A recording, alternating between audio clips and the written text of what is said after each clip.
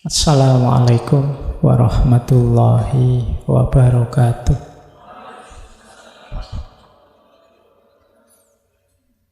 Bismillahirrahmanirrahim. Alhamdulillahi rabbil alamin. Wa bihi nasta'inu ala umurid dunya waddin.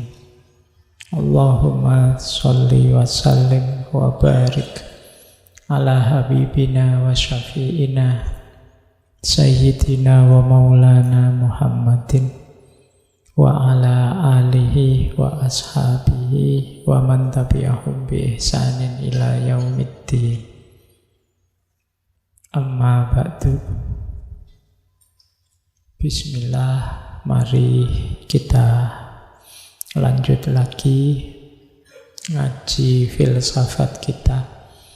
Nambah wawasan baru lagi, nambah pengetahuan baru untuk bekal hidup kita. Siapa tahu wawasan-wawasan yang kita kaji ini sedikit banyak bisa meningkatkan kualitas hidup kita, menjadi senjata kita untuk menghadapi berbagai problematika hidup. Kita awali ya. Yang pertama, boleh ambil nafas sebentar. Ya, nawaitu sinau ya, lillahi ta'ala. Bismillah, kita awali dari dasar berpikirnya. Kenapa sih penting kita membahas kebahagiaan? Yang pertama, manusia itu sebagai makhluk yang bekerja, bertindak, beraktivitas. Setiap aktivitasnya pasti ada tujuan. Dan kalau kalian cermati, secara umum tujuan dari semua aktivitasmu itu nanti ya jatuhnya untuk kebahagiaan. Boleh kamu cek. Kamu makan, kamu ngaji, kamu jalan-jalan, sampai kalian kuliah. Itu kan pada akhirnya ingin apa? Ingin bahagia. Jadi setiap tindakan pasti ada tujuannya. Yang tujuan itu pasti jenis kebahagiaan. Entah nanti kebahagiaan level apa, tapi pasti nanti jatuhnya ke situ. Tidak ada tindakan apapun yang tidak bertujuan. Kita makan tujuannya biar kenyang, alasannya karena lapar. Kita ngaji tujuannya biar paham, alasannya karena belum paham, belum ngerti. Selalu akan ada tujuan. Nah, tujuan tadi, kalau ditanyakan terus, tujuannya apa, tujuannya apa, tujuannya apa, ya pada akhirnya ketemunya ya kebahagiaan. Jadi ada satu tujuan puncak dalam hidup ini, ya kebahagiaan. Ayo, boleh dirancang. Kita misalnya makan biar kenyang. Kalau kenyang terus ngapain? Ya kalau kenyang kan terus sehat, Pak.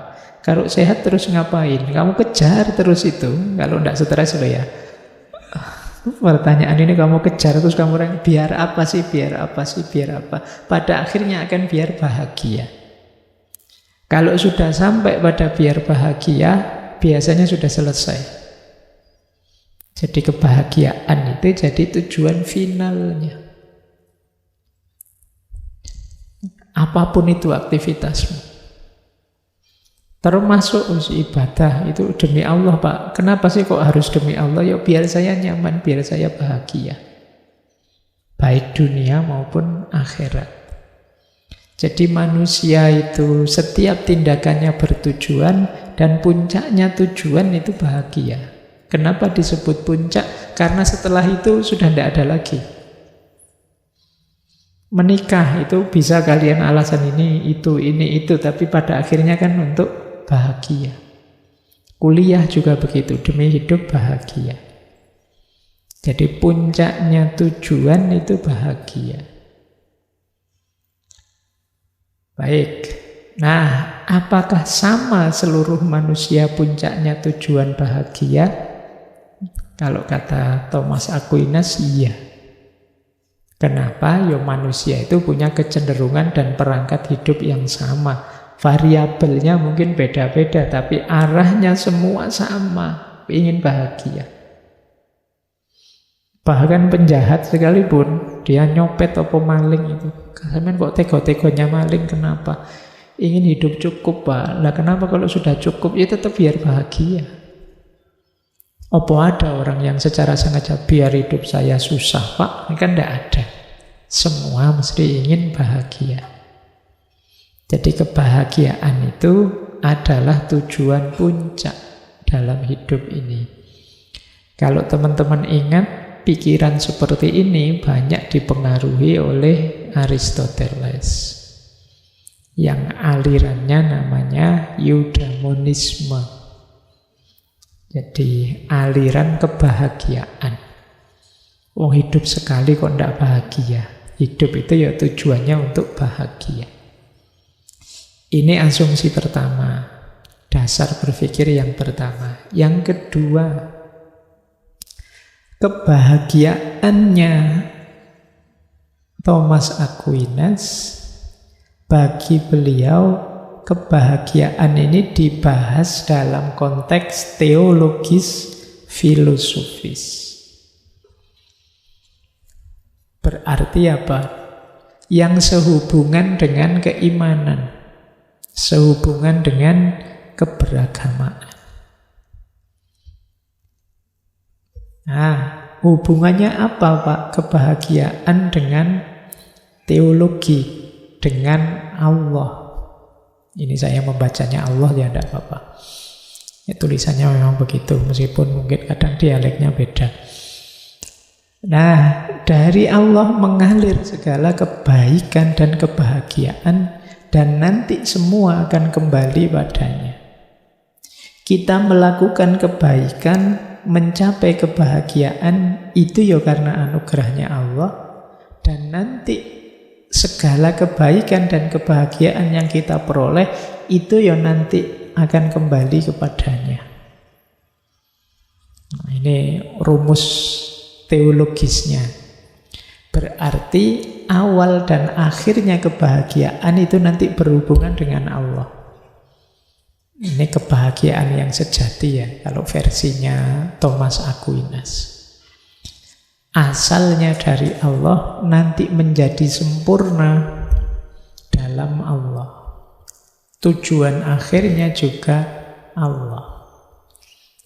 Ini kalau ini kita imani, kita percaya begitu, wong kita orang beriman. Kenapa kok bukan pada makhluk selain Allah kita bisa bahagia? Karena makhluk ciptaan, hal-hal duniawi itu ya terbatas. Seandainya bisa memberikan kita kebahagiaan, itu ya jangkauannya terbatas. Kalau ingin kebahagiaan yang puncak, yang sempurna, yang sejati, itu ya yang berhubungan dengan Allah. Nah, nanti ada konsepnya sendiri dari beliau. Pokoknya kita yakini dulu. Kalau tadi rasionalnya, kalau ini teologisnya. Nah, kita lanjutkan. Dalam konteks filosofis juga begitu. Kita ini punya dua kemampuan dalam diri kita, kata Thomas Aquinas. Yang pertama kehendak, yang kedua intelek. Intelek, akal budi berarti. Dalam diri kita ada kehendak.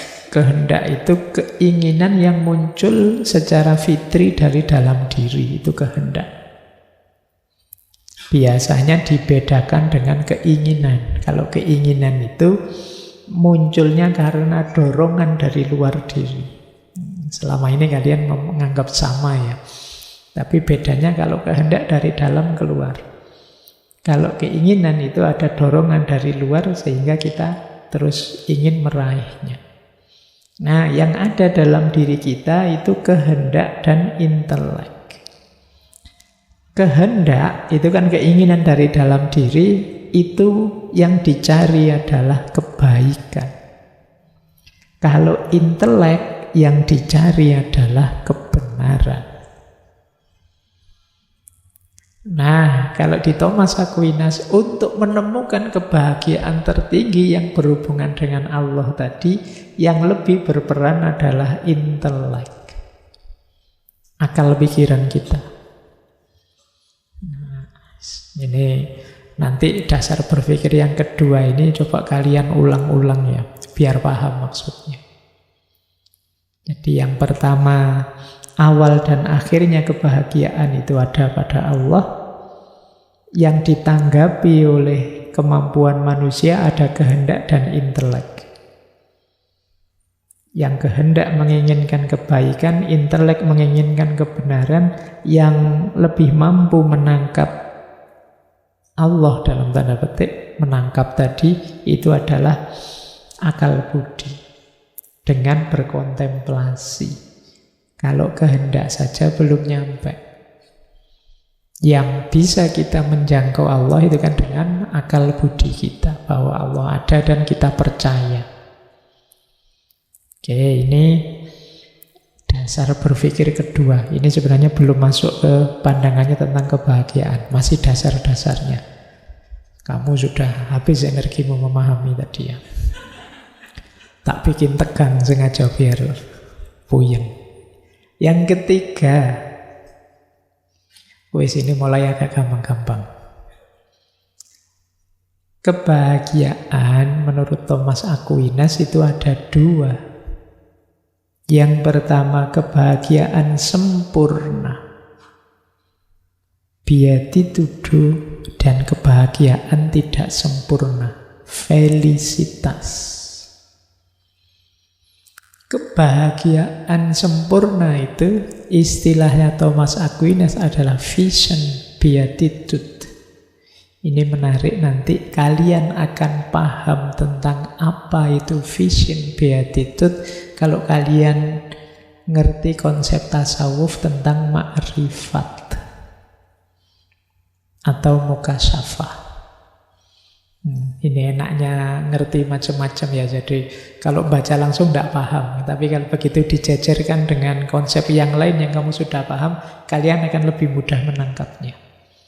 Jadi vision beatitude, yang itu kebahagiaan sempurna, puncaknya kebahagiaan itu ya visi yang membahagiakan tentang ketuhanan. Nanti ada uraian panjang tentang itu. Malam hari ini kita menjelaskan dua ini, kebahagiaan sempurna dan tidak sempurna. Ada kebahagiaan tidak sempurna yaitu felicitas. Ini kebahagiaan yang kita kejar dengan nalar, kita kejar dengan kebaikan. Kebahagiaan yang kita rasakan di dunia ini saat ini, itu kan kita kejar dengan dua jalan, dengan akal budi kita dan dengan kebajikan. Baik kebajikan tradisional maupun kebajikan teologis. Kebajikan tradisional itu yang bisa kita jangkau dengan akal budi, kebijaksanaan, keberanian, kesederhanaan, persahabatan. Atau kebajikan teologis yang sumbernya agama. Secara umum isinya tiga: iman, harapan, dan cinta. Baik. Jadi paling tidak sekarang tahu ya, ada yang sempurna, ada yang tidak sempurna. Kebahagiaan itu. Nanti penjelasannya lebih gamblang di uraian selanjutnya.